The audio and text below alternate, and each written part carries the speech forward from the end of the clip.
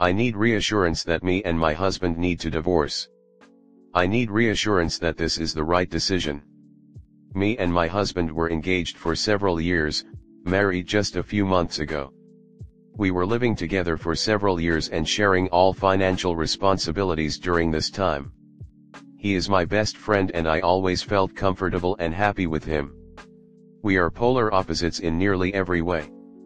I had a traumatic experience with a weapon nearly a decade ago now, so I hate guns. He is a Marine and loves guns. I never took this away from him, but I did often struggle with him trying to get me to get over my fear of them, so I can protect myself when he's gone on long jobs. Over the years I learned to use them and even bought a pistol to keep on my nightstand to appease him. Eventually that wasn't good enough and he began trying to make me carry it. I tried to carry it unloaded and it felt so horrendous and unnatural I decided it was just not something I was comfortable with, and that I wouldn't be doing that. This caused a major argument, where he became so upset he withdrew any conversation/affection for me for about a week, leaving me distraught. When I tried to talk to him about it, he told me I'd be mad too if the roles were reversed and he wouldn't carry a gun due to some stupid little event that happened years ago. Additionally, he got mad at me when he was gone for a month-long job and all I had managed to do was move us into the new house without him and unpack 3 boxes between catching up on normal household chores. I worked 12-hour shifts and had 6 total days off that month. I was exhausted and told him early not much was going to be accomplished beyond just moving our stuff into the building. He got home and quickly got mad that things aren't more organized. Every time I try to talk to him he finds something to yell at me for, or insinuate I've done badly. He thinks I'm lazy for napping on my days off, and he constantly begs me to leave my well-paying position for something better because he doesn't like me to complain about the stress I'm under at work. When I spent a day making a resume and applying for another position he yelled at me because that was our date night day. I tried to explain I figured we'd spend the evening together so he wouldn't mind, but we fought the whole night until we were too drunk to be mad at each other anymore. I've conceded I could have done that on another day but he still holds it against me. He also gets mad when he sees me leave the house on the Ring camera and I don't tell him where I am going. This was never an expectation in our relationship prior to getting a house with a Ring camera. I offered to tell him from then on but he says I was making him sound creepy. I offered to put Life 360 on my phone but he said that was worse. I know he loves me as much as he's capable of loving anyone, and I do love what we used to be. I still even love him when he is acting like the old him that was considerate and doting. I miss so badly the relationship we had a year ago. I was so happy when he proposed. I know it's not healthy to stay. He doesn't respect or understand me despite living with me for years. When I talk to him he denies everything and says I'm projecting onto him. He says I'm the one who doesn't appreciate him, and I'm too sensitive. He blames his behavior on his mental health and feeling of inadequacy, and I told him I don't think he's inadequate. I said I'd be happy to help him work towards being a more independent provider if he really felt bad about it, but he took that badly too. Can someone please beat me over the head with why I need to leave so I don't try to fix this? I can't be this sad anymore. I can't eat or sleep. I developed a kidney infection from the chronic stress. There is so much more but I'm so dazed and sad it's hard to recall it all. Comment. It sounds like he needs therapy for his mental health and possibly medication. His anger responses are not healthy.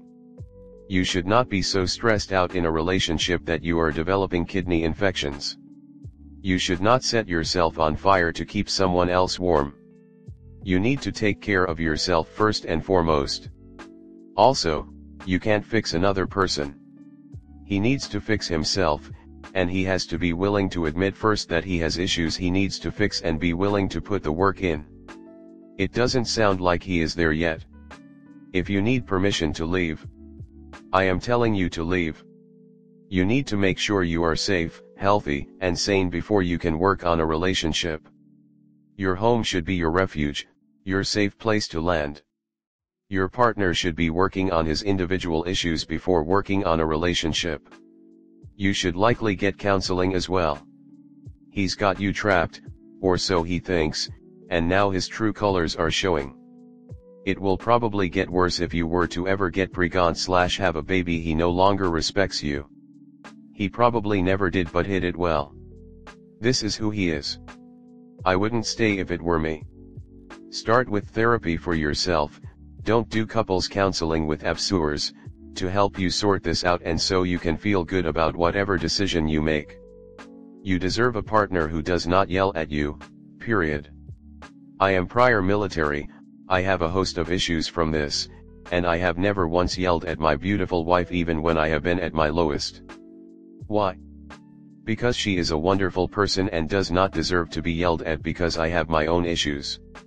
Anyone who uses their military experience as an excuse needs therapy and medication. It's not his fault he has these issues, but it certainly isn't your responsibility to be his punching bag. Being yelled at and talked down to is enough reason to leave. You deserve better.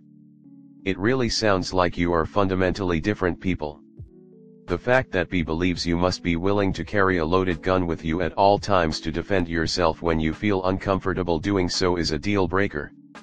I understand wanting you to be able to defend yourself, but a gun is not the only way to do that. In fact, keeping a loaded gun on your nightstand is just reckless as hell. Gun nuts love using guns to resolve every possible problem in front of them instead of using them as a last resort. There's a reason we're seeing an escalation in people shooting people for nearly no reason, kids playing in the street, delivery drivers, etc. I don't think it's wrong for people to want to have guns, but they are an extreme solution to any situation, and turns any conflict into one that will likely result in someone dying. You're completely right to divorce him when he is trying to force you to carry a loaded gun at all times, but honestly the fact that you are so hesitant to do so makes you 10x more qualified to carry a gun than most people. Next story 2. My cousin cheated on my close friend, what should I do? I'll call my cousin Lee and my close friend Sarah. Lee's like a brother to me, we've always been really close. He's always been kind of a player. For years he was in an extremely toxic relationship. After that, he started a relationship that didn't last long. When he's not dating seriously, he's casually seeing people. I started to get the feeling he couldn't be without someone. When he met Sarah, however, things were different. They hit it off immediately. They seemed like soulmates and were annoyingly obsessed with each other. I've never seen him so happy and was excited for him. After a year or so of them dating, out of seemingly nowhere, Lee called me for advice. He told me he didn't feel the same, locked down, depressed, numb, and he didn't know where it came from or how to properly explain his feelings, but felt like he didn't love Sarah anymore. I tried to help him sort his thoughts and told him to write things down, seek professional help, and to meet Sarah in person and be transparent. A few hours later I received a call from Sarah. She was crying her lungs out. After she calmed down a bit, she explained that Lee had broken up with her through text and only gave vague reasons. I then contacted Lee immediately so he could set things straight with her. I later found out from Sarah that they met and talked to settle things. For the next 2 months Sarah was depressed. Since I was the only person in her vicinity that knew about the situation, she stayed at my place so she could have company and someone to talk to.